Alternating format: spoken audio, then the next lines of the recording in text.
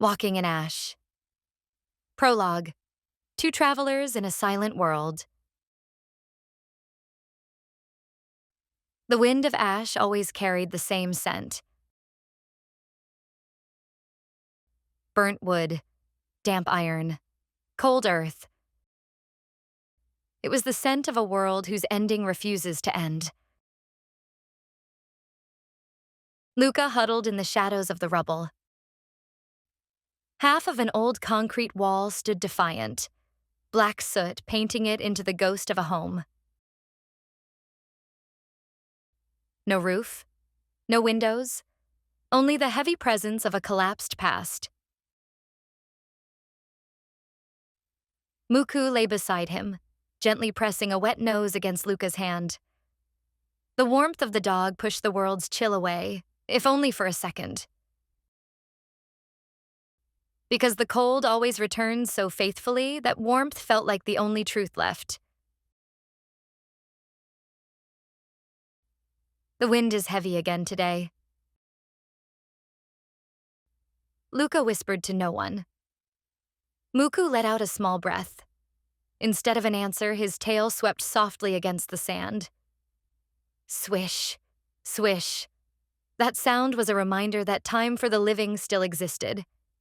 Even if the world had ground to a halt, Muku's tail kept moving. In this world, words held no weight. Like falling ash, they lost their shape the moment they left the lips. Once, back when father and mother were alive, words possessed warmth, prayer, hope, love. Just speaking them felt like a form of salvation. The mere feeling of being saved, that was the salvation. But not anymore. Now people only use words to survive. Eat, steal, suspect, judge, dominate. None are lies. All are necessary. But the words Luca longed for were nowhere to be found. He had forgotten how to say the names of the things he truly wanted. Luca looked up at the sky. The sun was supposed to be there, behind the gray veil, but the light was pale. As if it had been decided, light is forbidden to reach this place. Far away, the groan of twisting iron echoed. Sometimes that sound mimicked footsteps, and his heart would leap in vain. He knew it was futile, yet his heart still jumped. A cruel proof that he was still alive. No one is coming. No one can come. That certainty was the hardest burden to bear. Since the day his parents died, the world had been this way. The ghost of an arrival, but never the arrival itself. No help, no answers, no arms to hold him. Only the lingering presence. And that is the cruelest thing of all. When he tried to remember the day they died, his mind went white. The memories are there. The fragments remain. But whenever he tries to piece them together, a sharp pain seizes his chest, stealing his breath away. So Luca chose to leave them untouched. So instead, he chose to remember a different scene. Night. A home, a lamp, steam rising from plates on a table. Father leaning back in his chair. Mother clattering dishes. Muku curled on the floor. And the story father used to tell. If you pass through the gate of light, you can go to the eternal kingdom. Father's voice was quiet, but steady. A truly certain voice isn't loud. It is a voice that does not waver.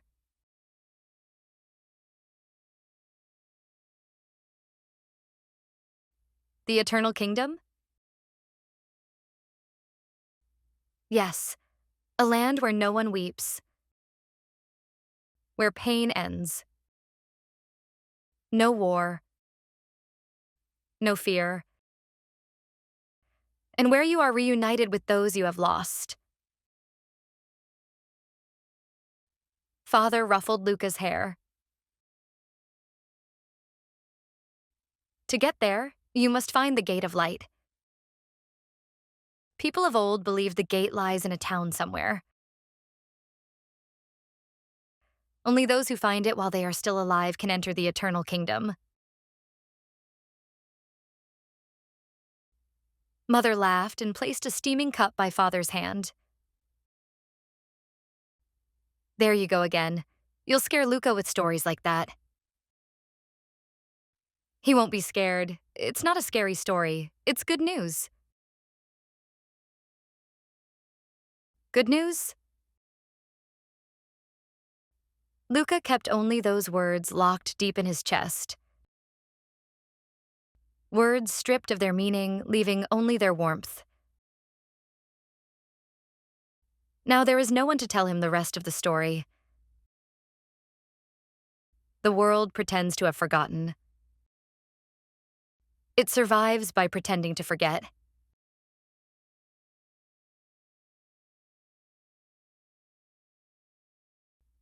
They say Judgment Day began. The earth burned. The sky tore open. The seas turned black. No one took responsibility. No one could stop it. And above all, no one prayed anymore. Prayer.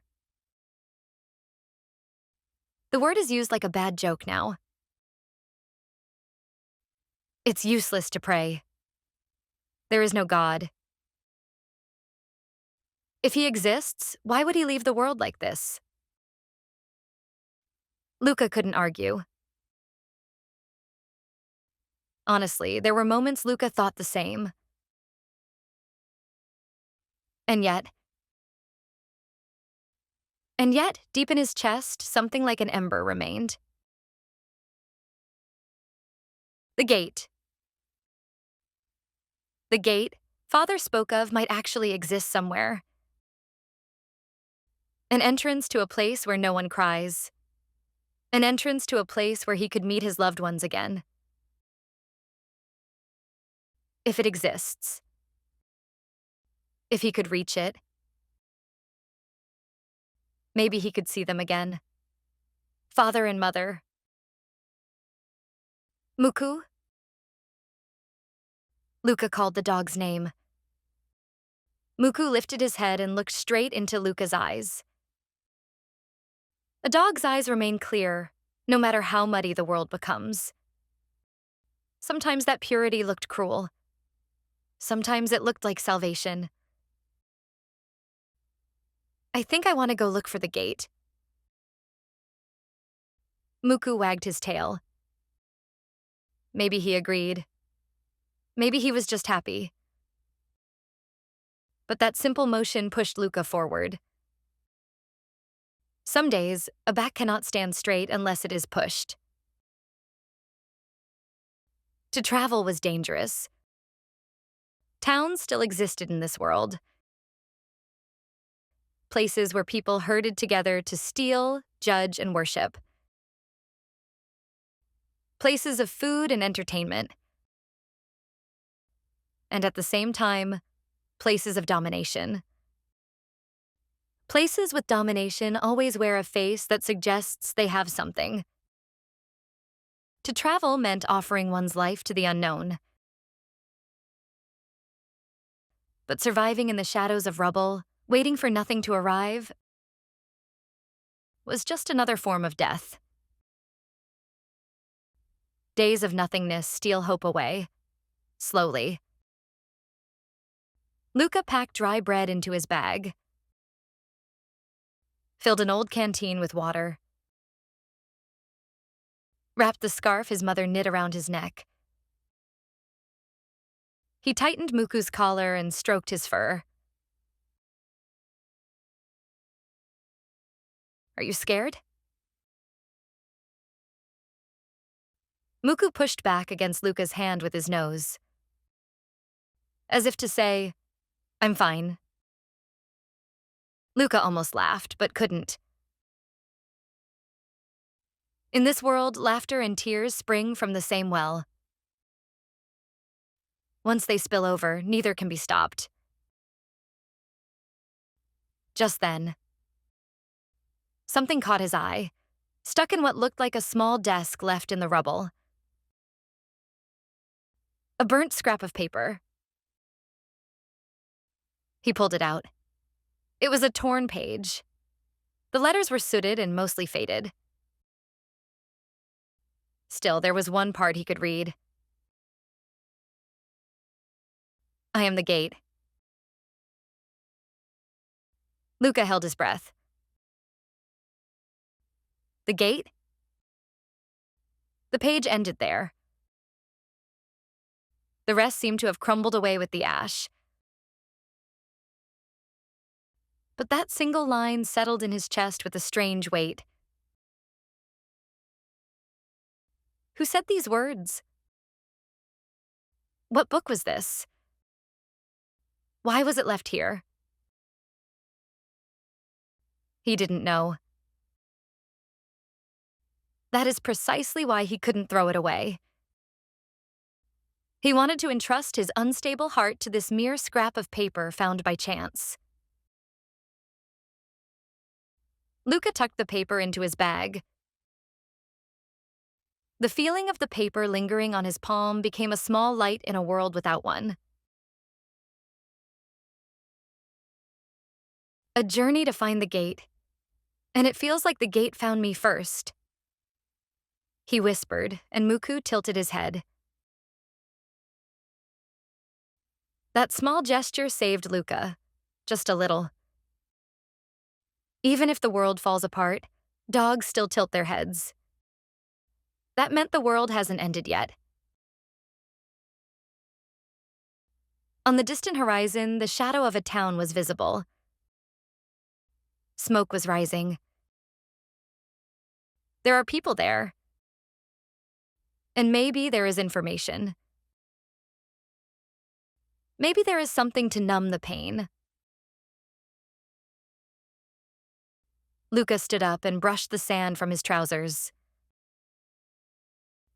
Let's go, Muku. Muku barked lightly and took the first step. Luca followed his lead. The wind of ash slipped between the two of them. Where would this wind take them? Does the gate really exist? If he passes through the gate, can he really go to the eternal kingdom? Luca knows nothing yet. He walked forward, carrying only the warmth of the words, good news, in his chest. It was then. Beyond the wind, he felt he heard a voice. Where are you going? Luca turned back. No one was there. Rubble and wind wore the same face. And yet he certainly heard it.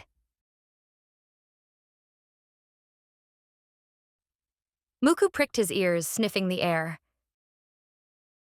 His eyes were fixed on the hill just ahead. Luca felt a certainty, without reason. The journey has already begun, and there is a sign that something is changing. Luca touched the paper inside his bag with his finger. I am the gate. He was strangely unshaken in his conviction that these words would appear again. In a different form. somewhere on this journey. Luca walked on, towards the gate, or perhaps being led to it, without knowing the difference yet.